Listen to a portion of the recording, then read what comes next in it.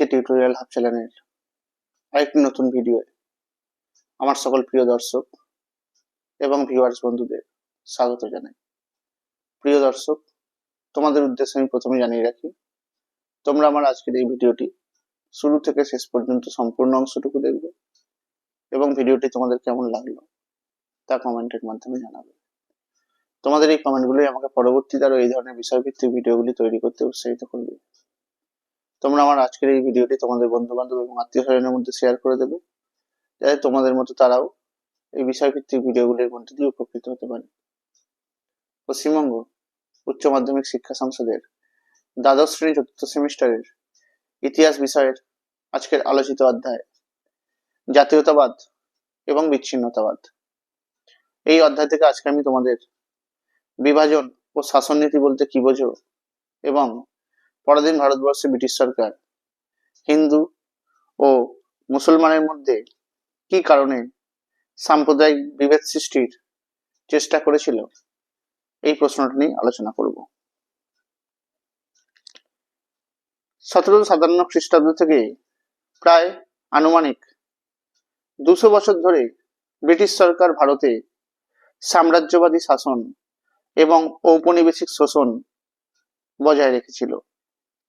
আর এর পেছনে যে বিষয়টি বিশেষ গুরুত্বপূর্ণ ছিল সেটা হলো বিভাজন এবং শাসননীতির ভূমিকা।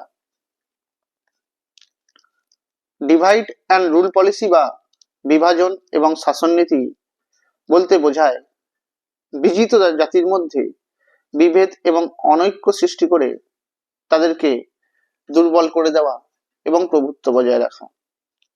আর এই ক্ষেত্রে জাতি, ধর্ম, বর্ণ, স্বার্থ এবং সুযোগ সুবিধা প্রভৃতি বিষয়গুলো উপাদান হিসেবে গুরুত্বপূর্ণ ছিল। এই জাতি, ধর্ম, বর্ণ সংক্রান্ত বিরোধকে ইন্ধন দিয়ে ইংরেজ সরকার ভারতীয়দের মধ্যে অন্তর্দ্বন্দ্ব সৃষ্টি করেছিল। ব্রিটিশ শাসনের প্রথম পর্বে ভারতে সংগঠিত ব্রিটিশ বিরোধী আন্দোলনে এবং পরবর্তীকালে সিপাহী বিদ্রোহ বা মহাবিদ্রোহ যা সংগঠিত হয়েছিল 1857 খ্রিস্টাব্দে, সেখানে হিন্দু ও মুসলমান দুই সম্প্রদায়ই একত্রিত হয়ে অংশগ্রহণ করেছিল, যার ফলে ব্রিটিশ সরকার উপলব্ধি করেছিল যে এই দুই সম্প্রদায় যদি একত্রিত হয়ে আন্দোলন করে তাহলে সেই ক্ষেত্রে ব্রিটিশ শাসন তাদের টিকিয়ে রাখা কঠিন হয়ে পড়বে। এর কারণ হিসেবে ছিল, প্রকৃতপক্ষে ভারত ছিল অর্থনৈতিকভাবে ব্রিটিশ সাম্রাজ্যের একটি অত্যন্ত গুরুত্বপূর্ণ উপনিবেশ। এই সময় ভারতকে ব্রিটিশ সাম্রাজ্যের রত্ন বলে অনেকে উল্লেখ করেছিলেন। প্রকৃতপক্ষে ব্রিটিশ শাসন টিকিয়ে রাখার কৌশল ছিল এই নীতি। এর মধ্য দিয়ে ভারতীয় উপমহাদেশের ধর্ম, জাতি, অর্থনৈতিক বৈষম্য প্রভৃতি বিষয়গুলোকে কাজে লাগিয়ে হিন্দু এবং মুসলমান সম্প্রদায়ের মধ্যে বিভাজনের বীজ ব্রিটিশ কর্তৃপক্ষ বপন করে দিয়েছিল। এই ব্রিটিশ আমলা জন স্ট্র্যাচি তার মতে ভারতের পরস্পর বিরোধী বিভিন্ন ধর্মীয় গোষ্ঠীর অস্তিত্ব ব্রিটিশদের পক্ষে দারুণ সুবিধাজনক ছিল, আর এই সুবিধাটাই গ্রহণ করেছিল ব্রিটিশ সরকার। তারা বহু ধর্ম, বহু ভাষাভাষী, বহু জাতির মানুষের দেশ ভারতবর্ষে এই ভিন্নতাকে কাজে লাগিয়ে শুধু হিন্দু এবং মুসলমান সম্প্রদায়ের মধ্যেই নয়, হিন্দু সম্প্রদায়ের অন্তর্গত বর্ণ হিন্দু এবং অনুন্নত হিন্দুদের মধ্যেও বিভেদ সৃষ্টি করে ব্রিটিশ বিরোধী আন্দোলনকে দমন করার চেষ্টা চালিয়েছিল। তবে কোনো নির্দিষ্ট সম্প্রদায় বা গোষ্ঠীকে বিশেষ সুবিধা প্রদানের মাধ্যমে সেই সম্প্রদায় বা সম্প্রদায় সমূহকে ব্রিটিশদের অনুগত করে তোলা ছিল এই বিভাজন এবং শাসননীতি প্রয়োগের অন্যতম প্রধান উদ্দেশ্য। তৎকালীন ব্রিটিশ শাসনের বিরোধিতার ক্ষেত্রে ভারতীয়দের অন্যতম বৃহত্তর রাজনৈতিক সংগঠন ইন্ডিয়ান ন্যাশনাল কংগ্রেস বা ভারতের জাতীয় কংগ্রেসের ভূমিকা ছিল অত্যন্ত গুরুত্বপূর্ণ। তাই ব্রিটিশরা বিভাজন এবং শাসননীতির মাধ্যমে জাতীয় কংগ্রেসের কার্যকলাপকে দুর্বল করার জন্য সচেতনভাবে প্রয়াস চালিয়েছিলেন।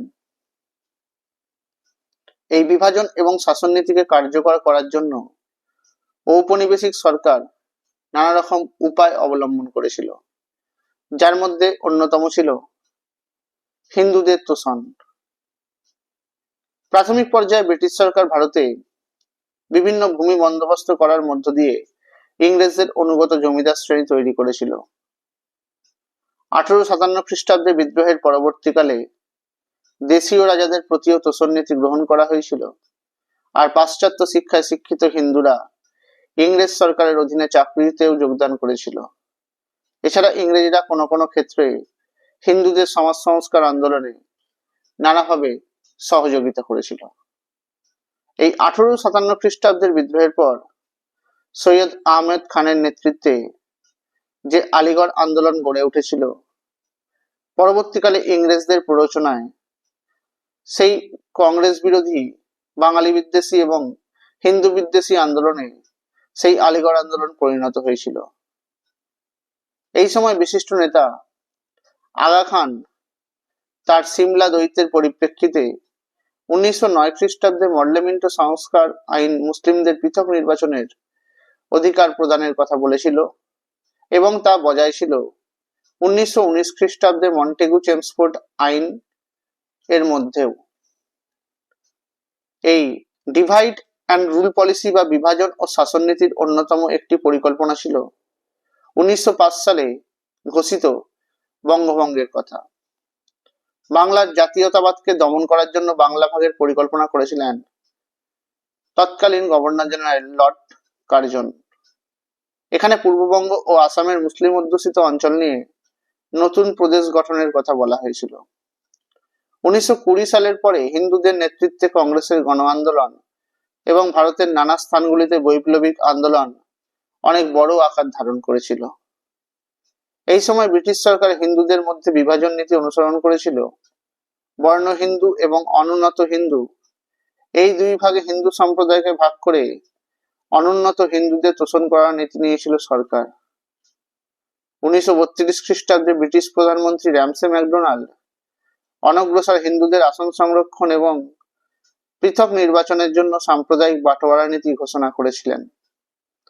এর মধ্য দিয়ে হিন্দু ছাড়া মুসলিম, শিখ, ভারতীয়, খ্রিস্টান, হরিজন প্রভৃতি সম্প্রদায়ের মধ্যেও বিভেদ সৃষ্টি করা হয়েছিল। আর এই সমস্ত কার্যকলাপের মধ্য দিয়েই বিভেদমূলক নীতি প্রয়োগের মাধ্যমে ব্রিটিশরা ভারতে ডিভাইড অ্যান্ড রুল পলিসি বা বিভাজন ও শাসন নীতির প্রসার ঘটিয়েছিল। তোমরা আমার আজকের এই ভিডিওটি লাইক করে দেবে, কমেন্ট করবে, শেয়ার করে দেবে। আমার চ্যানেল নতুন দেখতে থাকলে চ্যানেলটি সাবস্ক্রাইব করে দেবে, পাশে থাকা বেল আইকনটি প্রেস করে দেবে যাতে তোমরা আমার ভিডিও নোটিফিকেশন গুলো পেতে পারো। তোমরা আমার ফেসবুক পেজে ফলো করে দেবে আর ইনস্টাগ্রামে ফলো করে দেবে। ধন্যবাদ।